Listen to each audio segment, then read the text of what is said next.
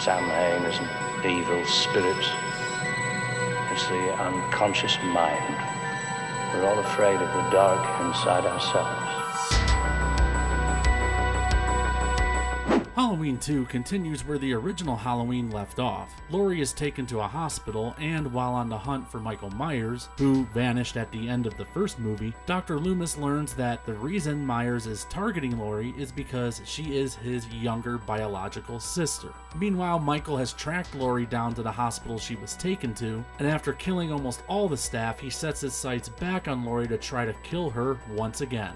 I shot him 6 times! Halloween 2 debuted in 1981 and is arguably the best of the sequels, and thanks to the majority of the production team carrying over from that first movie, this feels like a near seamless extension of the original Halloween, just with a slightly more robotic Myers and a ramped up body count. Now, it's no secret that many involved with the production weren't happy with this film, especially John Carpenter, but I've never thought it was all that bad. In fact, I think it's actually a really good sequel, and for me, it has earned its place to stand alongside the original. Plus, the hospital setting is pretty creepy and has always been one of my favorite locations in the franchise. And here in Halloween 2, there are a total of 12 kills, a significant increase off of the original. And of those 12, 9 are committed by Michael Myers. And a quick breakdown of the rules, we all know them at this point. Any off-screen kill is last, any killing of an animal is last, and then if a killer is not definitively killed off on-screen, his kill will not be a part of the ranking.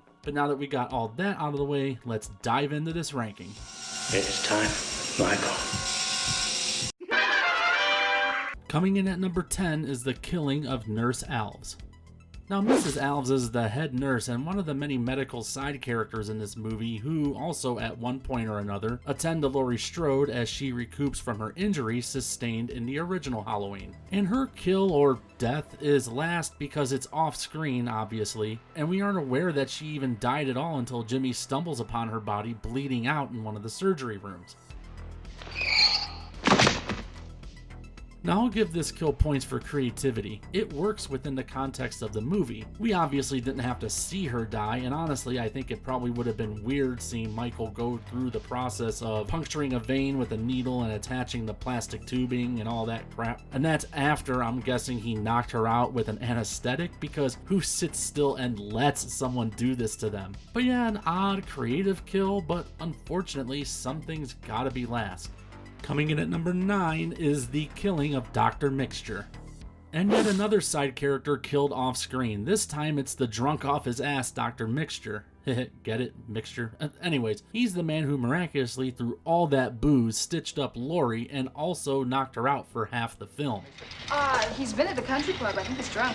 Mr. Booze, Mr. Booze. Well, his body is discovered by Nurse Janet, and when she thinks Homie is just chilling in his office, she sees that his respite is permanent, as Myers has stuck the good doctor with the needle straight to his eyeball. Once again, a gruesome and creative kill that we don't need to see, but you know, the rules are rules here, so it's gotta go here at number 9. But I do think this is a creepy ass reveal, as we see his body just sitting there, and then the slow turn and reveal of the syringe in his eye. I mean, yeah, that's just gross. Cool, but gross.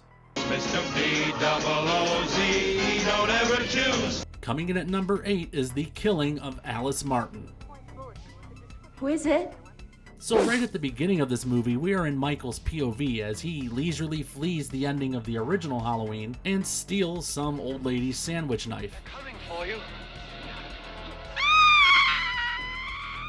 And it's here that we meet Alice, who has the distinction of being Michael's very first victim in this sequel. So while she's on the phone with her friend, Alice gets the rundown on what happened in the first movie as Michael creeps into the house behind her. And when she gets startled by a noise coming from the living room, she obviously goes to investigate. But poor Alice here is cursed with the worst peripheral vision in the world, as she can't see Michael Myers hiding in plain sight, who jumps up and sticks her in the chest. Now, I do love the setup to this kill, but hate the way it's executed. I love the shots of Michael stalking Alice and then creeping into the house slowly, all out of focus in the background. But the kill itself is silly because, like I said, Alice has the awareness and survival instincts of an ostrich. And had she actually forced herself to look anywhere like, oh, I don't know, down, all this probably would have been avoided. bitch! Coming in at number 7 is the killing of the U.S. Marshal. Get away from him! But he stopped breathing! So at this point in the movie, this U.S. Marshal officer is with Nurse Chambers, who has quickly recovered emotionally after her encounter with Michael just 24 hours earlier. Anyway, they are there to personally escort Dr. Loomis back to Smith's Grove, and to also drop a Deus Ex Machina bombshell on Loomis by revealing that Michael and Lori are in fact siblings. So naturally, Loomis asks nicely for the Marshal to turn around and drive them to the hospital Lori was taken to. And when they get there, Lori is in the throes of being hunted by Michael Myers again, who Terminator walks through a plate glass door before taking 5 more slugs to the chest and then passing out. And against the warnings from Loomis to stay away, this dumbass checks on Myers, who springs up on cue and cuts his throat. But he stopped breathing! No! U.S. Marshal dumbass here gets what's coming to him. I'm sorry. I know he's an officer, and to him Loomis is probably just some lunatic doctor, but after everything that has just transpired, after everything you heard Loomis say in the car, and after everything you just saw, you would think you would be like, you know, maybe I'll just wait for backup just to be safe. But no, instead he's like, you know, even though Michael is still clearly gripping his weapon, let me lean over and check because, oh no! Fucking moron. Coming in at number 6 is the killing of Ben Tramer. Right at the start of this movie, Loomis makes contact with Sheriff Brackett and calmly explains, I shot him 6 times! So the two drive off, and a short while later, while trying to track Myers down, Loomis thinks he's spotted him Frankensteining up to some kids on the sidewalk. So he does what any rational person does. He grabs his gun and starts yelling and screaming and chasing after this poor scared son of a bitch. And while Brackett tries to stop Loomis from opening fire, a police car blindsides poor Ben Tramer out of nowhere and T-bones the kid right into a parked van. Whee! Good job, Loomis. But all this was caused by negligence. Firstly, where the hell was that officer driving so damn fast through a suburban street that even when slamming on his brakes, he was still at a fast enough speed to spear this kid into a van and barbecue his ass? But on top of that, more importantly, all of this could have been avoided if Loomis didn't decide to spaz out and try to go all Second Amendment on his ass. And again, he didn't even know it was Michael. Is that him? I don't know! So yeah, a round of applause here for the complete lack of competence and rationale that resulted in an innocent boy's death. Great work, guys. Coming in at number 5 is the killing of security guard Mr. Garrett. So security officer Garrett here seems to be the lone security guard on duty at Haddonfield Memorial. And as a security guard, his job is to make sure the buildings and the grounds are secure, and that the patients and staff are safe, and to let psychopaths waltz right in. Anyway, while out on patrol, he notices that the hospital's storage rooms were broken into, and when he radios back to Nurse Janet that they should call the police, the radio walkie-talkie starts screwing up, or this nurse is just stupid. Mr. Garrett? Hello? Mr. Garrett, how do you work this thing? Anyways, the timing is perfect because as soon as Coach Andy Reid here thinks that the area is 10-4, Michael Myers pops out from behind that door and Bob the Builder's his ass with a hammer. Stop! Hammer time! I do like how drawn out this whole sequence is, and yeah, it's got a couple cheap gags in there to try and throw you off the scent, but when Michael does eventually pop out, it kind of catches you off guard. But while maybe this isn't the most creative of the kills, I still give the Foley artist props because the sound of that hammer hitting Garrett's head is great. Mr. Garrett? Hello? Mr. Garrett? Mr. Garrett, I gotta get back on the floor. Coming in at number 4 is the killing of Nurse Janet. Now, during one of the times that Jimmy is creeping on Lori, he discovers that she's had a reaction to the drugs that she's been hopped up with. And they look like good drugs too. Woo! Woo! So Nurse Janet, you know, the dummy who couldn't work a walkie-talkie from earlier. Anyway, she races off to get Dr. Mick's drink and alert him to what is going on with Laurie. But when she arrives at his office, he's nowhere to be found. That is until she enters the adjoining room and finds him sitting in his chair watching the fishy fish swim around. And when the nurse gives him a little poke, he slowly turns and reveals that a hypodermic needle is stuck right in his eye. Now, Nurse Janet doesn't scream or react. Instead, she slowly recoils backwards right into Michael Myers, who decides to give her a flu shot right to the temple.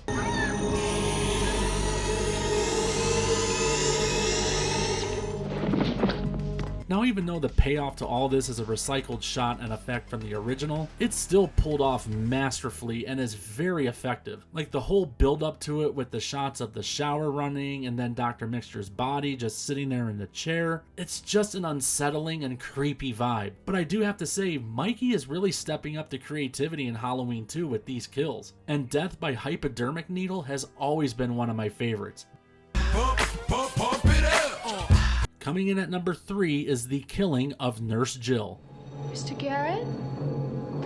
So by this point in the movie, Laurie has disappeared from her room, and Jill and Jimmy are the last staff members standing. So Jimmy tells her that if they can't find anyone, to leave in her car and go get help. But what they don't know is that Michael has been eavesdropping on their conversation this entire time. So a short while later, as Jill tries to leave the hospital, her car won't start, and then she notices all the tires to every car have been slashed. Damn, Mikey has been quite the busy little beaver here. Anyway, Nurse Jill goes back into the hospital and finds Laurie stumbling her way down a hallway. And when she calls her to try to get her attention, Michael pops up from behind Nurse Jill with a surprise scalpel up her spine, hoists her up in the air like a fishing trophy, and then drops her, kickstarting this film's signature chase sequence.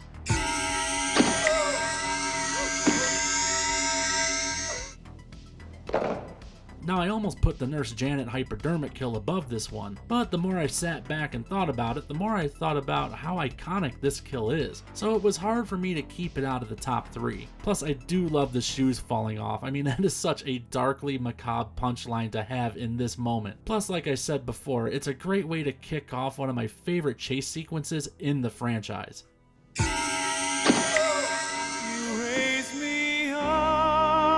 Coming in at number 2 is the Dr. Loomis suicide and the Michael Myers double kill. It's time, Michael.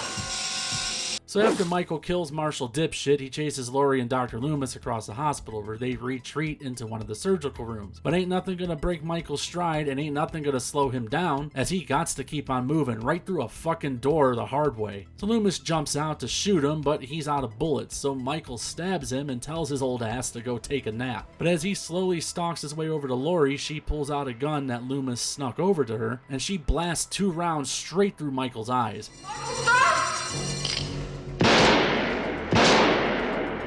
Now we're gonna gloss over the fact that at that range the back of Michael's skull would be blasted across the wall behind him, and we'll just stick with that it looks like he's merely crying blood. Anyway, the point is he's blind, and he's blindly swinging at anything he hears. So Loomis, fresh up from nappy time, starts yanking the hoses to all those ether tanks, filling the room with gas. And when the coast is clear, Loomis tells Laurie to beat cheeks so he can take out Myers once and for all. It's time, Michael.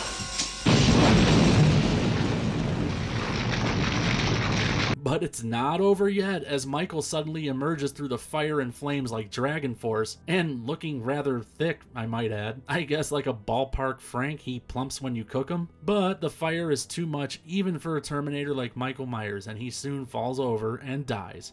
This final confrontation between Michael, Laurie, and Loomis has always been a favorite of mine. It's a really tense scene with Michael slicing his way inch by inch towards Laurie, who could probably move instead of just sitting in the corner, but I love the self-sacrifice from Loomis. He probably knows that with his wounds he ain't gonna make it anyway, and the only way to end all of this, or so we think, is to blow that fucker up. And yes, the obvious fire suit is a bit cheesy looking, plus the fact that it sounds like he's crunching through snow, but it's still an impressive shot and impressive stunt work.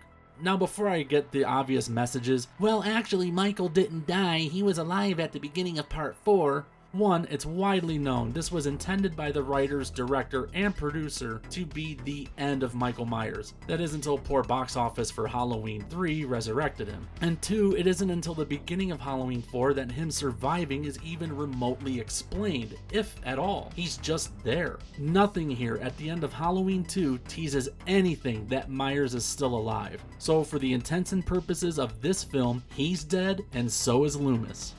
So that means coming in at number 1 is the double kill of Bud and Nurse Karen. Amazing Grace, come sit on my face. Bud here has been fancying getting some quality alone time with the beautiful Nurse Karen, and after catching her off guard with some playful sexual assaulting, the two agree to meet up and get busy in the hospital's therapy tub. But as they start to turn up the heat, so does Michael. Literally. And when Karen tells Bud to go check the temperature or else, he gets out and checks the gauge by tapping it and staring at it or something. Anyway, Michael steps in and kills Bud for his lousy attempt to check the temperature. Nothing like a strangulation to get the circulation going. And after he's disposed of him, Mikey creeps up to Karen, who mistakes him for Bud, and then apologizes for cutting their sexy time short and starts sucking on his fingers. Ow! But Michael doesn't appreciate that she was gonna blue balls Bud, so he grabs her by the head and starts repeatedly dunking her face into the scalding hot water, boiling her flesh and drowning her at the same time.